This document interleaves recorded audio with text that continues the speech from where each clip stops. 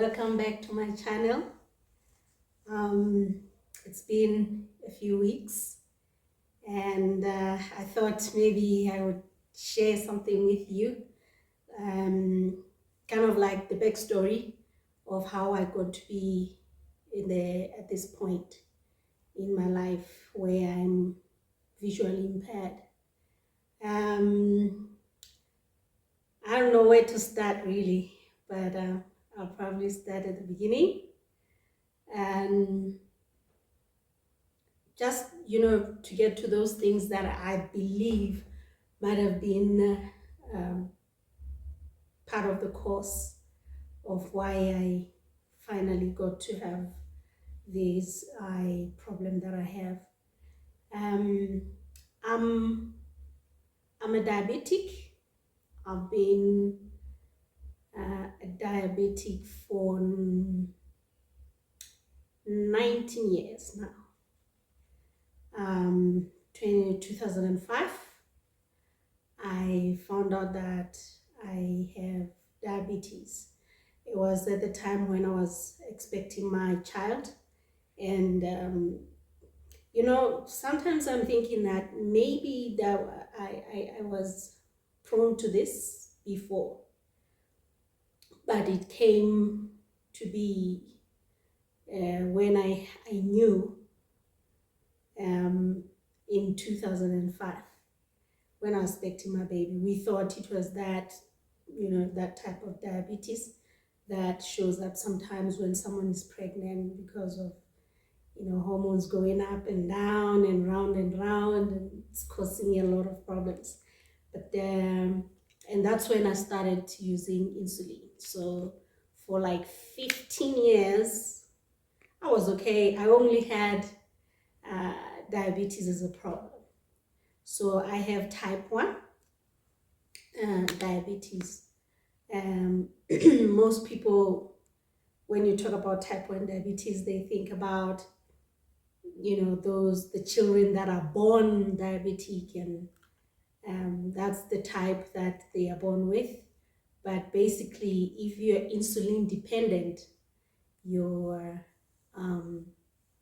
diabetes or the type is type 1. So I've had type 1 for the past 19 years. And then 15 years later, 2020, around March, I had kidney failure. And as that happened, I also developed hypertension.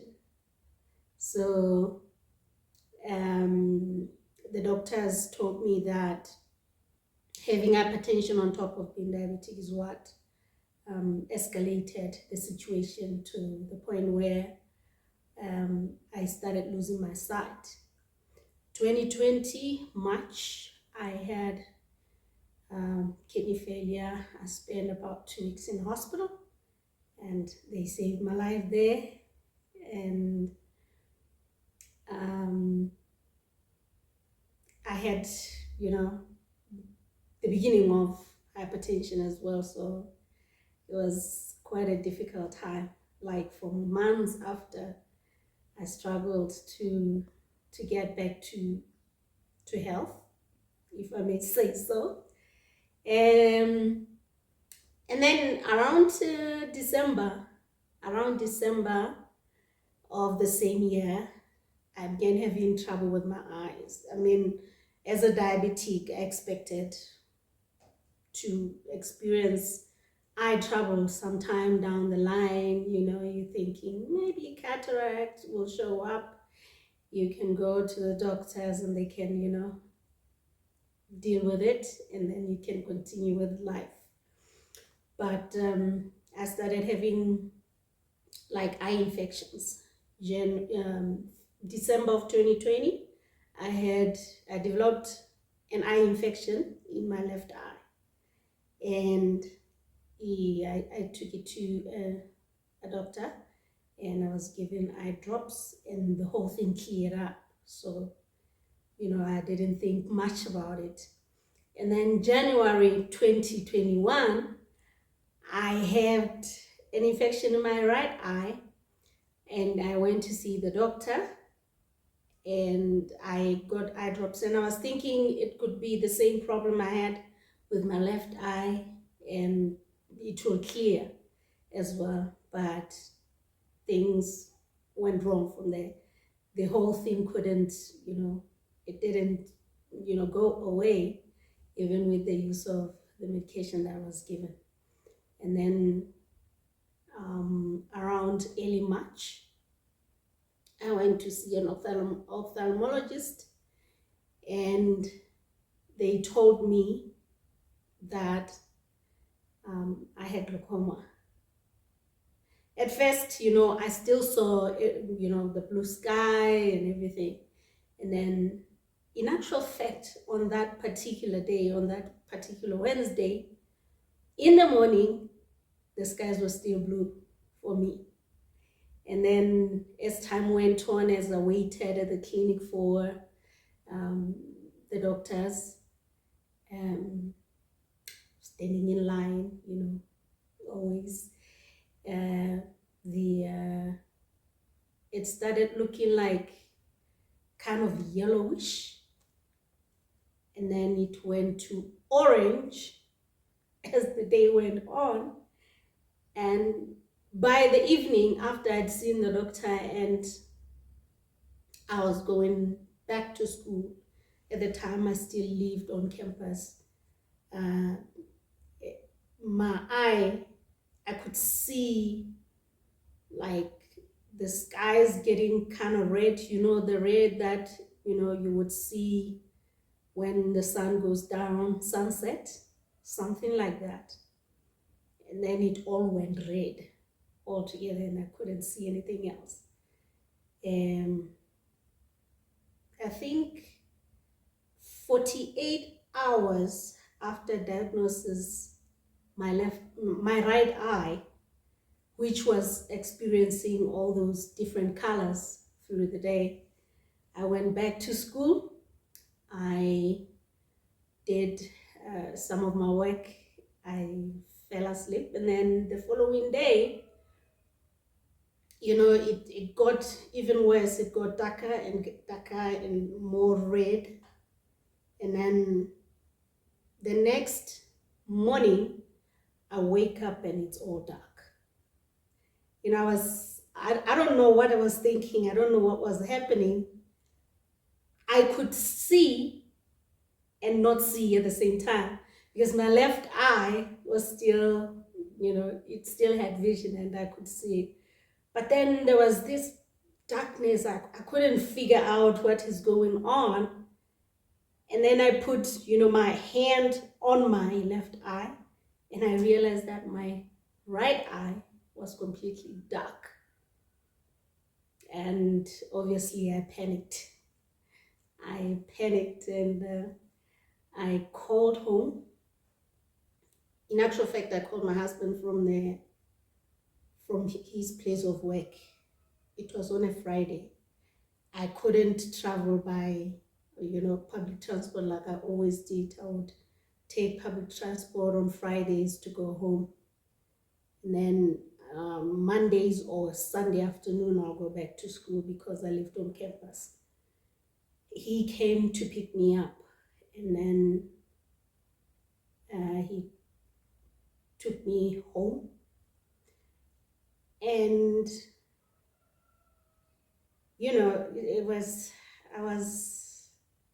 I had an appointment the following Monday though, because the doctor had said I actually have, in actual fact, it's so funny because the way he was talking to me, he said, "Did anybody tell you that you have glaucoma?" I'm like, "Excuse me, what are you talking about? What is that?" Glaucoma is an eye problem. It's like an eye disease that people get. And say, I didn't know I knew I'm short-sighted. I wore glasses, but I didn't think anything of, glaucoma. I didn't even know what that was. And so I went on a Wednesday, but I had another appointment to go and for them to use to their hospital, the proper hospital, not the clinic, for, tests, machines, and whatnot. And I went there and they found out that my right eye had already suffered a lot of damage. And then I asked, what is to be done now that this is the situation. I said, now you have lost sight. You have lost your sight on your right eye. So, there's not much to do. The problem with me going blind, I didn't mind that I was going blind, but the headache, the pain I was going insane. I couldn't sleep well. I think if I had waited too long, I would have become dependent on painkillers. And, at first I was given the mild stuff that will, I would have to take every 4 hours, like they recommended over-the-counter medication, but that wasn't working for me anymore. So I found myself, taking more than I should, and I was scared that I might end up having, dependency on pain medication. So I went back to the doctor and said, this is driving me crazy. I'm going insane. I don't know. The pain is killing me. Basically, it was mostly on my right side, the eye that had already gone blind.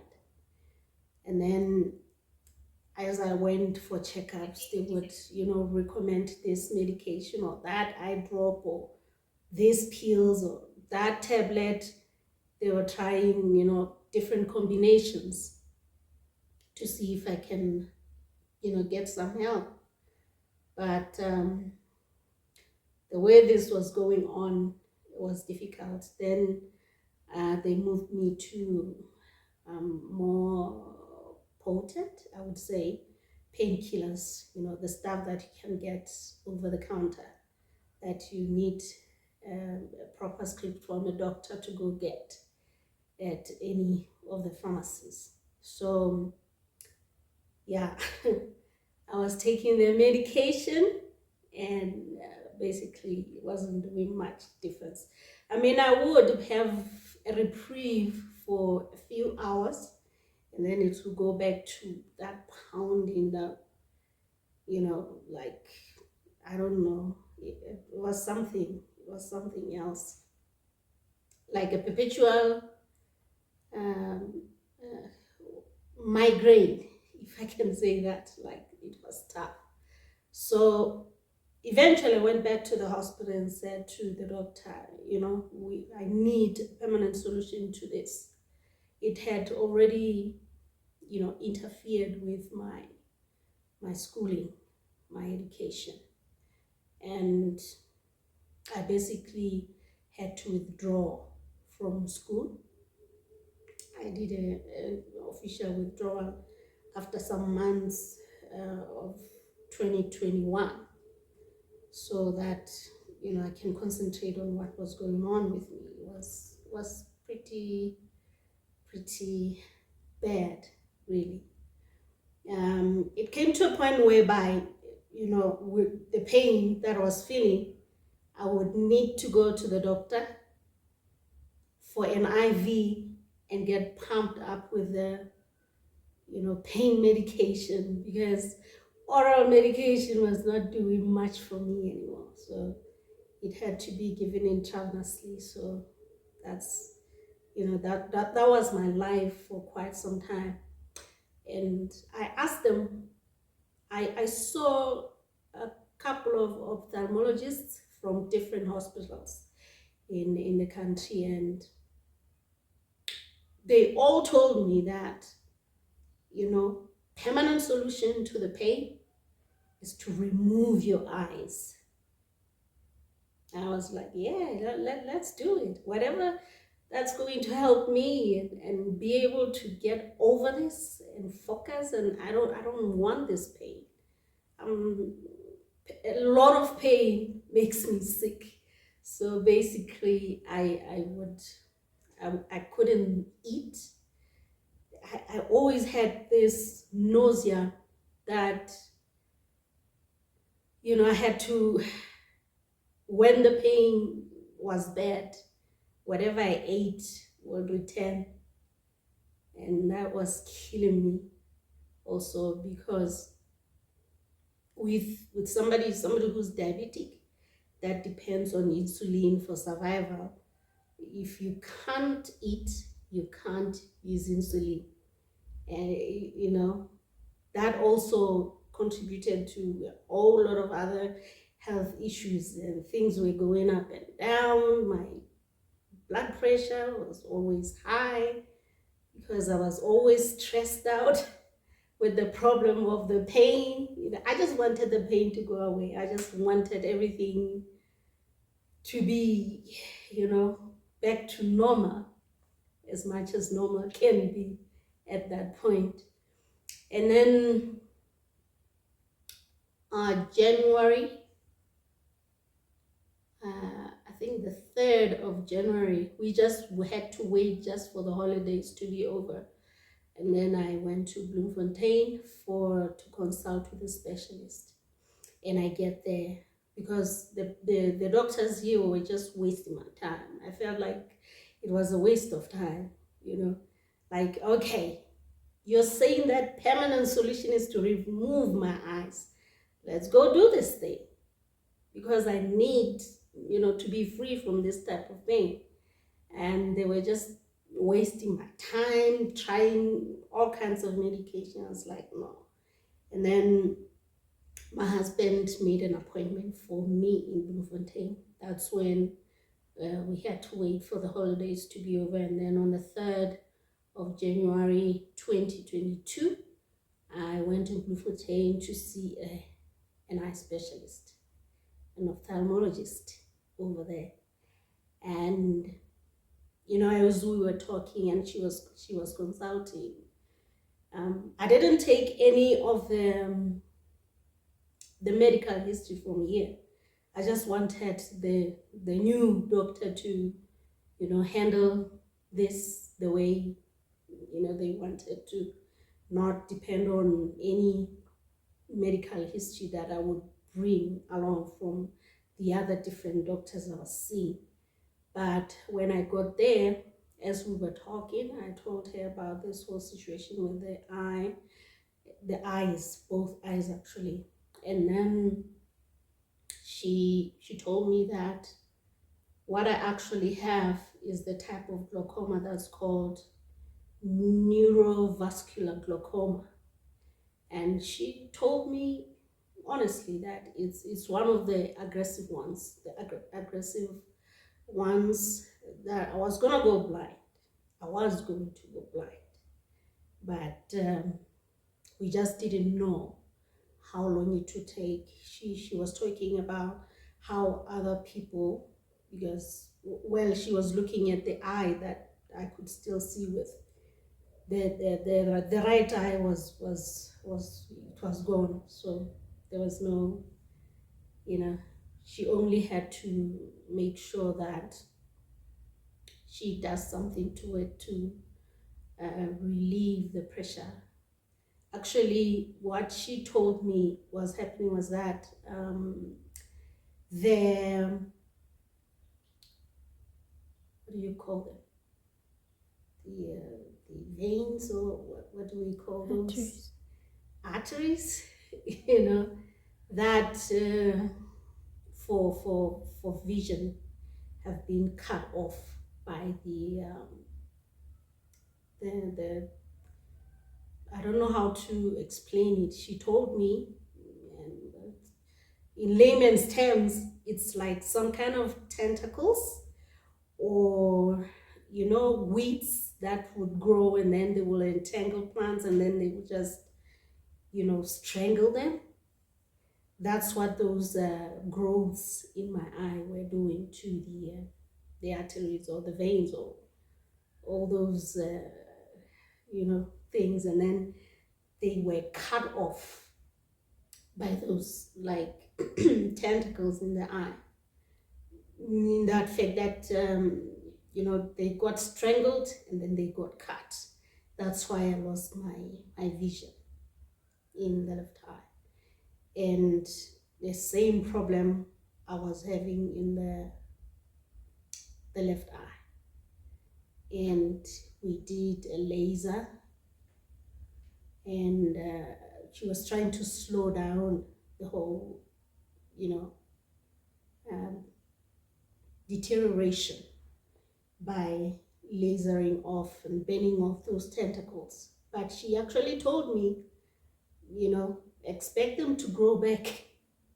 And unfortunately, there's so much laser we can do to an eye.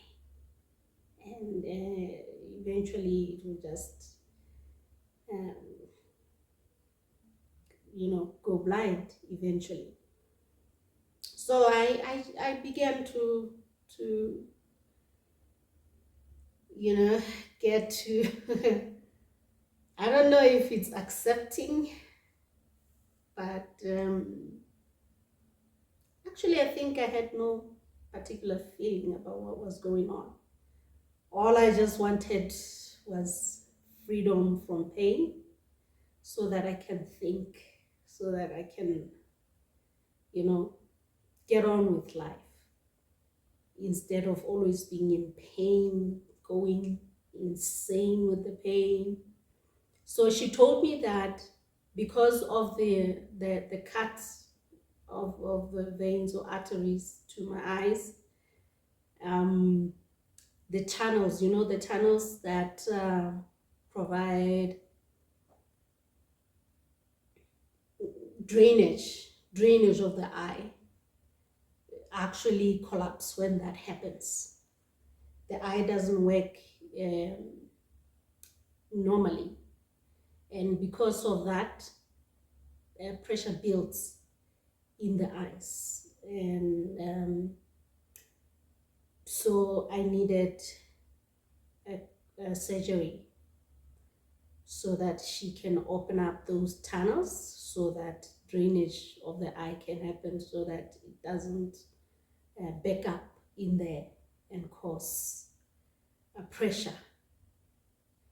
And at first we worked on the right eye. The left eye we did that laser, and then the right eye that had already gone blind, we just needed to make sure that we open those tunnels. So she did a procedure that opened up actually my eye has been frozen open. The channels in it have been frozen open. She says, I forget what substance she said it is, but it is akin to dry ice. That's what's keeping the tunnels in my eye open, so that drainage can happen, and so that the pressure doesn't back up and my optic nerves, do not explode. Because in actual fact, he says that if the pressure in the eye there's nowhere all that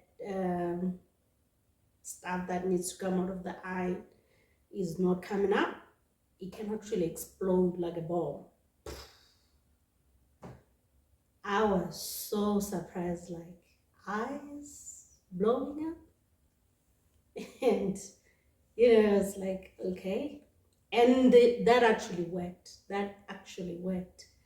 And the pressure wasn't much and the pain went down. But I still had a problem with my left eye. And by, the eye also started losing vision. I could see it losing vision. We went back for another surgery. At the time, even though vision was going down, I still could see with my left eye. So we went to the doctor for another operation. This time she had to put an implant in the eye to help with the drainage and change of lens, in the hope of, slowing down the deterioration of vision.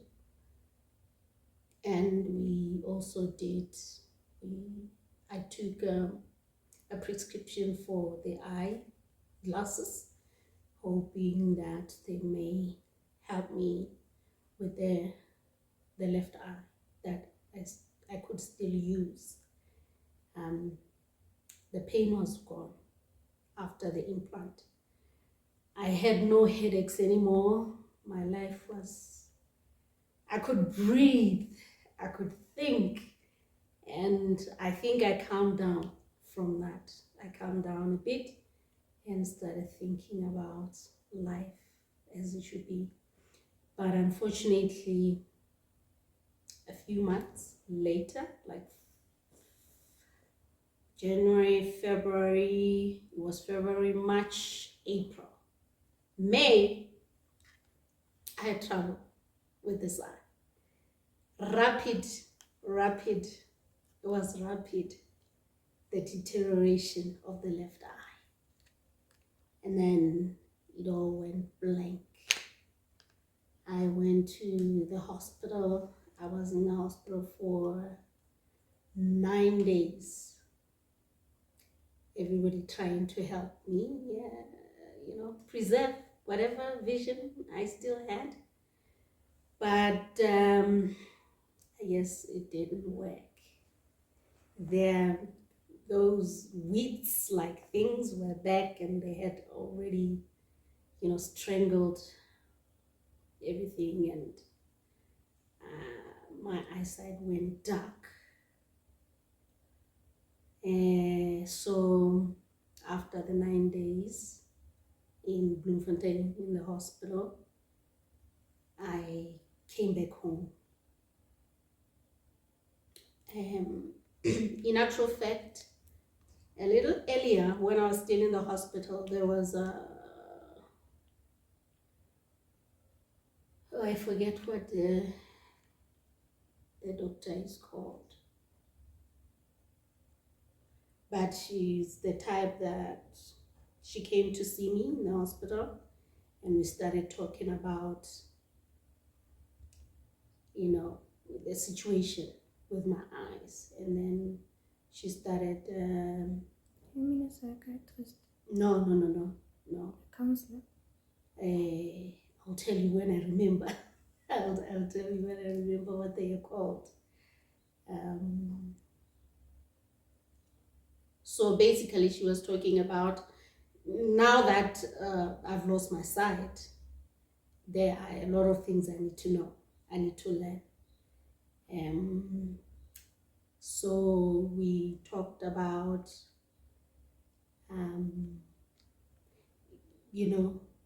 change of insulin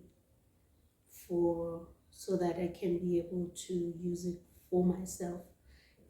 Before I was using a vial and a needle, so I could measure out, the necessary amounts for me. But this time she advised me to change to a different insulin with a pen-like thing, like it had mechanisms that I could use for myself, like listen to the dosage that I need, and then use the dial to get the dosage that I need every day, and then use it. So, and also we talked about, the things that I need to know.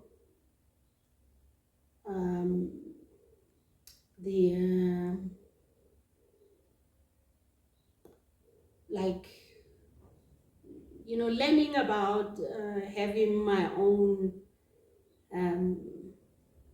kind of independence in doing stuff for myself. I can still, learn to to do a lot of things for myself. We changed the insulin. We talked about clothing.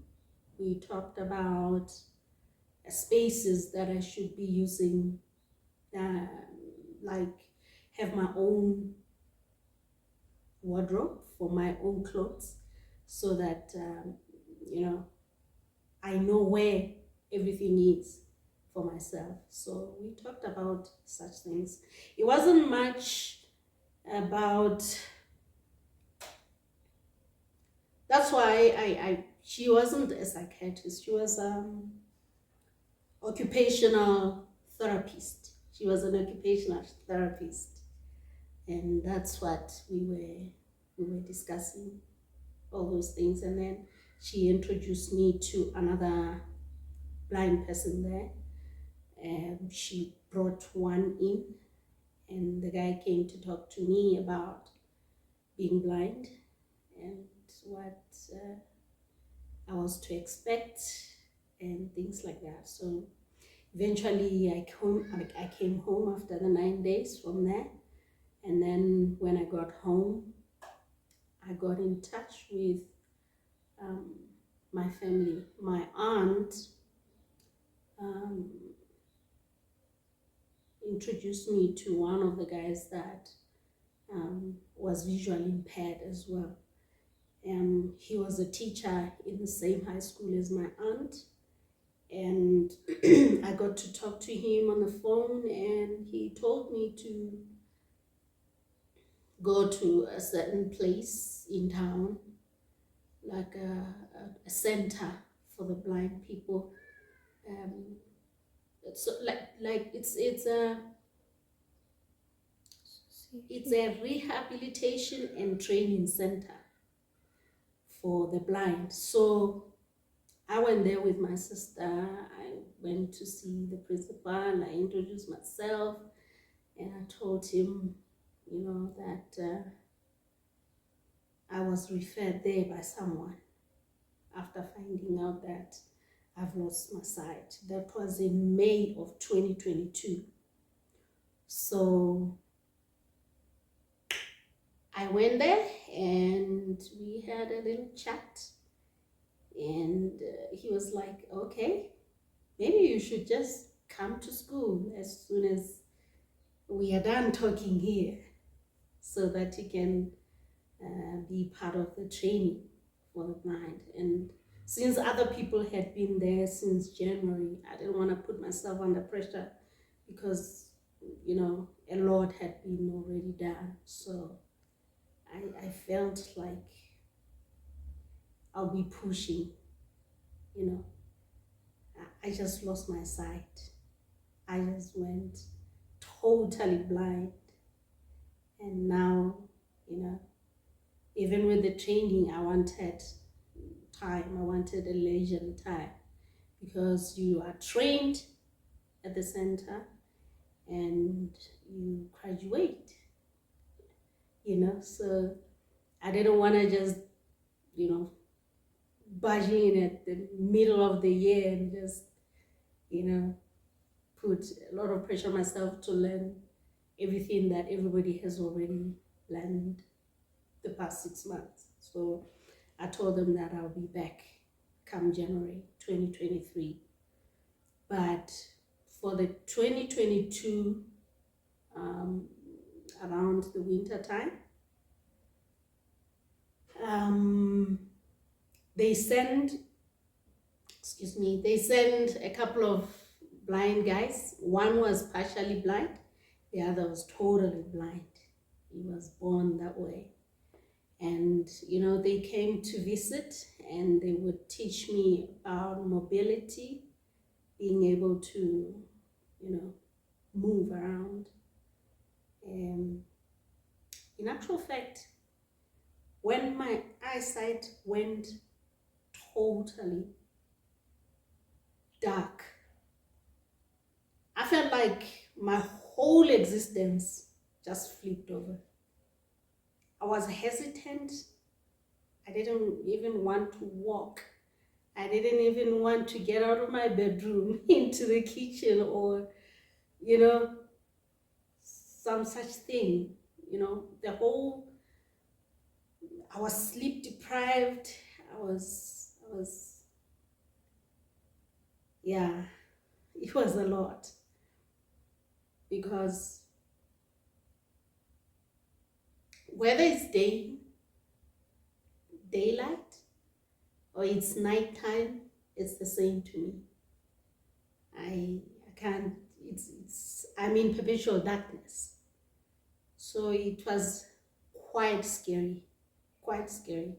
Even when I was taking the steps to go and find the training center, to you know, let the people come to my house and help me move around the house, move around in the yard, you know, so I can get used to being mobile.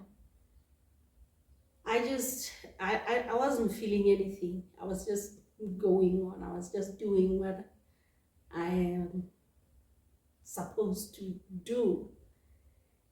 And then January came and I went to the training center.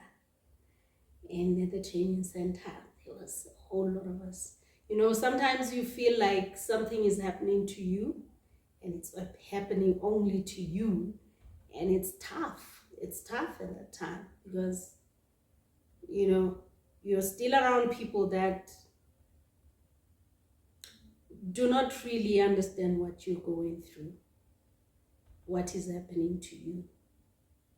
And you, as a person, you also try not to burden people much, so much that, you know, you need to feel independent and be independent as well. Up to a point, obviously, there are some things I will always be dependent on other people for, now that I've lost my ability to see. But at the center, we were all in different levels, you know, visually impaired people. So it was free at best. It wasn't like a situation where we are rehabilitated, we go to meet with you know, psychiatrists or psychologists or, you know, people of that sort. But just being there with the other people, going through the same training, being taught how to live a normal life with a disability, you know, it was freeing, it was refreshing, because we are all going through the same thing, and eventually you get to meet these people that understand what you're going through. And most of them are just, you know, their situations are just heartbreaking. The way they actually lost their sight or why they are there and things like that. And, you know, you kind of think, what in the name of whoever you want to believe in am I, you know, complaining about? This is something that came because of health issues. You know what I'm saying? Other people lost their sight for not, you know, in that way, and it's hard. It was hard. My heart was always breaking every single day, and as I got to know other people that are in my same situation, my heart just broke for everybody else, well, except not for myself. But it was quite enlightening. It was a rehabilitation center. It was a training. We learned a lot of things. We learned, obviously, you know, we learned Braille, and we learned to use the computer. with its applications that are meant for visually impaired people. We use smartphones, we learned how to use smartphones, how to navigate, all these other things, because basically when you lose your sight, you knew how to use a smartphone, but everything is different now. You cannot see anything you're doing. You cannot feel anything except that, flat screen. And we learn to use certain applications where we use the phone. And surprisingly, I learned so much about other gadgets that were available for us. It's like, just because you've lost your sight doesn't mean you cannot participate in social media. You cannot participate in using the technology that's available for everyone, inclusive of us people with the VIPs, including the VIPs. So yeah, that's the journey I've traveled up to now. So I think the loss of my sight took, from blue skies to total darkness, it took about 14 months. From blue skies to what? Total, utter darkness. And that was debilitating. But I guess I found a way to maneuver and get to a point where I'm now comfortable being a visually impaired person. I think having taken the time to go to the center as early as I did gave me, that push, especially because I wanted to go back to school.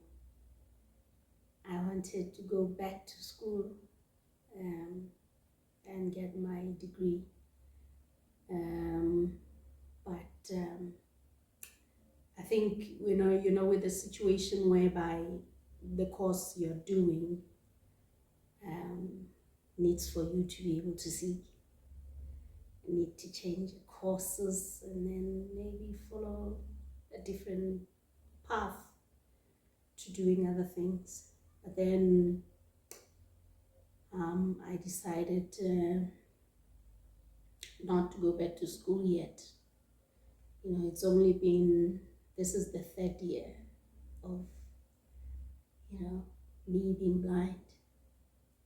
And, you're getting used to all the technologies that you'll be able to use. Unlike someone who's been this way for a longer period of time, whether they were born this way or they came to this point very early on in their lives. When it happens to you as an old person, it's kind of hard. Trying to teach an old dog new tricks, it's kind of hard. It's kind of difficult. And, so it takes time for a person to get used to this whole situation. So I'm getting there. I'm at a point where now I'm comfortable with being blind. And sometimes I, wonder, if I wasn't meant to be this way to begin with. The way I'm taking all this in my stride. Yeah, I guess that's the backstory. into this whole thing. So yeah, life is lifing. So I'm continuing to learn a lot of other things pertaining to this situation. You know, sometimes you're thinking being blind is, I don't know, a curse. Yeah, you think that way in the beginning. It's like, am I being punished here? What have I done to, you know, receive this kind of punishment?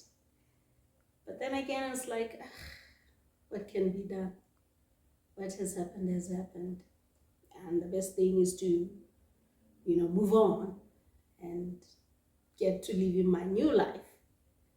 You know, at one point I could see, and at this point I can't. But life still has to go on. So I'm working on all of these things. So that's the backstory.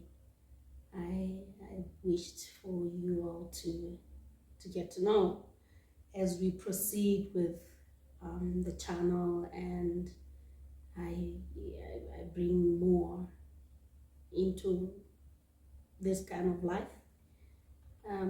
Hopefully we're going to have the best of times together, and hopefully I'll get used to speaking to a camera. It's kind of difficult.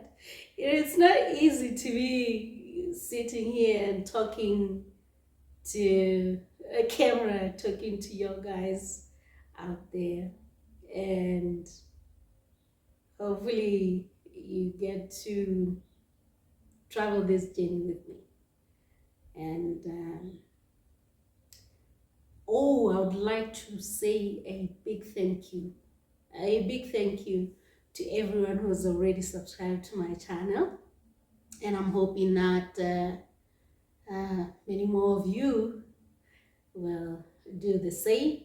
Please like and subscribe and click that notification button as well, so that when any new content drops, you are one of the first people to know about it.